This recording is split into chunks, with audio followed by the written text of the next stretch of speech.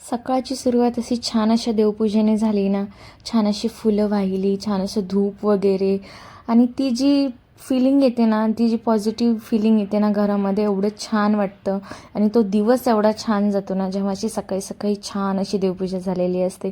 मला तरी असं होतं की खूप भारी फीलिंग येते. आणि आज होता खरं तर नागपंचमीचा दिवस.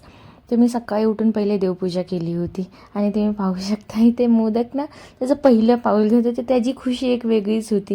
म्हणजे प्रत्येक आईवडिलांसाठी हा क्षण खूप म्हणजे असं खुशीचा असतो आणि मलाही याच्याकडे बघून खूप भारी वाटत होतं. तो विदाऊट सपोर्ट थोडा थोडा चालायला लागला आहे आता.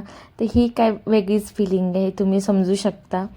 खूप छान वाटत होतं. इकडं बाहेर पाऊस पडत होता आणि वातावरण एवढं छान झालं होतं, सगळं असं एकदम भारी वाईब येत होती आणि मस्त असा पाऊस वगैरे बाहेर. इथे मी स्वामींच्या फोटोची छान अशी पूजा करून घेतली होती. आणि तुमच्याकडेही नागपंचमी असल्यावर हा फोटो पुजतात का, हे मला नक्की सांगा. कारण की मी लहानपणापासून आमच्या घरी हा फोटो पुजतात. सो चला बाय, इथेच संपवते.